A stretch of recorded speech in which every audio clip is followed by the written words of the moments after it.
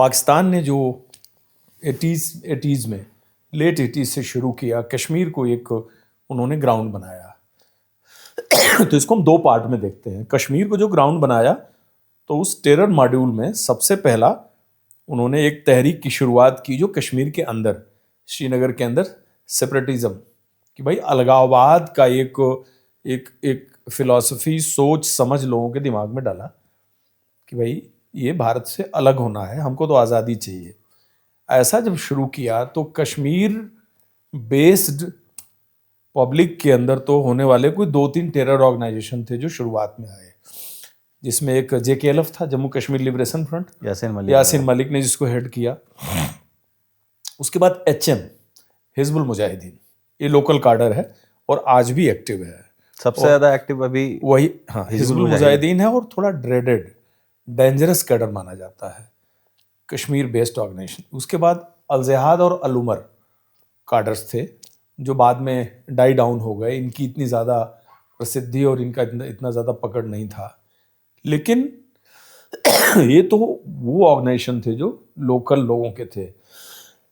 But Pakistan ने जो अपने यहाँ से शुरू किया, इसका हिजबुल मुजाहिदीन इंडिया की धरती पर एक HUM अलग है, वो हरकतुल मुजाहिदीन था और ये हिजबुल मुजाहिदीन है। ये लोकल टेरर ऑर्गेनाइजेशन है, HM। और अल-जिहाद अल-उमर जम्मू कश्मीर लिबरेशन फ्रंट, 4। इसके पीछे ये था कि कश्मीरी यूथ को कैसे इंटीग्रेट करना है।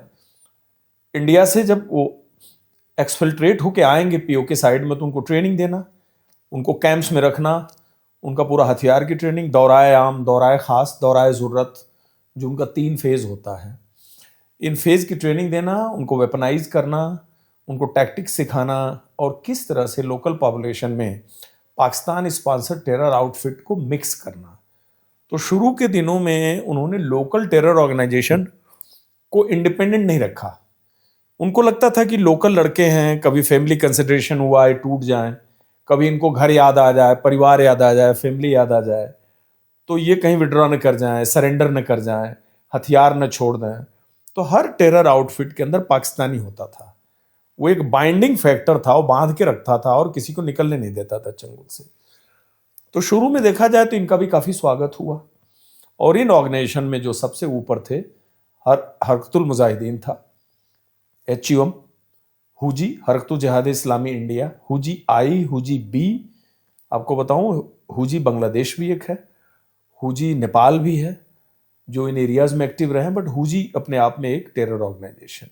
इसके अलावा Al Fatah force, AFF, Jammu Kashmir freedom force, Tehrik-ul Mujahideen, Jamaat-ul Mujahideen, Lashkar Toiba तो 80 में बन गई थी, और जैश इन्हीं लोगों का ही ऑर्गेनाइजेशन था जो कि बाद में इंटरनेशनल बैन को अवॉइड करने के लिए उन्होंने 2001 में नया नाम रख लिया, 2001 में। तो ये टेरर आउटफिट्स अपने नाम चेंज करते रहते हैं। इसलिए चेंज करते हैं कि जब इंटरनेशनल ट्रांसनेशनल आतंकवादी घटनाएं ये करते हैं, तो उसके बाद इनके ऊपर कोई न कोई सैंक्शन लगता है, प्रतिबंध लगता है। जैसे कि आपको पता है कि 9/11 के बाद अमेरिका ने आतंकवाद की नई परिभाषा गढ़ी, क्योंकि कहते हैं ना, जब अपने ऊपर पड़ा तो अमेरिका को पहली बार पता लगा वर्ल्ड में आतंकवाद होता क्या है। तो यूनाइटेड नेशन सिक्योरिटी काउंसिल की रेजोल्यूशन में 1267 उनकी जो वो पर्टिकुलर रेजोल्यूशन है, उस रेजोल्यूशन में ये टेरर ऑर्गेनाइजेशन बैंड ऑर्गेनाइजेशन के कैटेगरी में डाले जाते हैं, जिससे इनके ट्रैवल पर प्रतिबंध लगता है। वर्ल्ड वाइड कहीं भी ट्रैवल किए जाएंगे, गिरफ्तार किए जाएंगे। इनके फाइनेंशियल ट्रांजैक्शन को भी क्राइम में कवर किया जाता है। तो लश्कर तोयबा बैंड ऑर्गेनाइजेशन है। इसी तरह से जब पार्लियामेंट पर अटैक हुआ तो जैश ए मोहम्मद इंटरनेशनली बैंड ऑर्गेनाइजेशन हुआ। लेकिन आप देखिए, मौलाना मसूद अजहर को ग्लोबल टेररिस्ट घोषित करने के लिए चाइना ने वीटो लगाया। चाइना ने उस पर साइन नहीं किया because of their proximity with Pakistan. Jaish प्रतिबंधित है, जमायतुल मुजाहिदीन प्रतिबंधित है, इवन लेफ्टिस्ट कई ऑर्गेनाइजेशन है प्रतिबंधित हैं।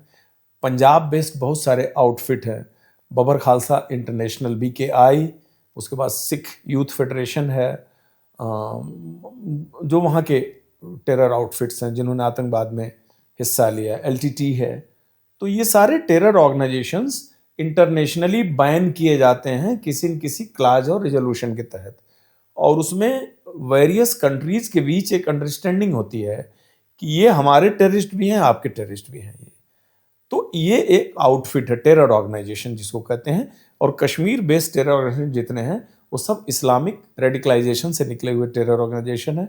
आईसिस है, आईसिस खुरासान है, अलकायदा है, ये सब सारे टेरर ऑर्गेनाइजेशन हैं। और इन दोनों के ऑपरेटिव्स एक दूसरे के लिए भी काम करते हैं, एक दूसरे के लिए भी काम करते हैं, एक दूसरे के कन्फ्लिक्ट में भी करते हैं, एक दूसरे के राइवल भी हैं, एक दूसरे को सपोर्ट भी करते हैं, कोलैबोरेशन में भी करते हैं।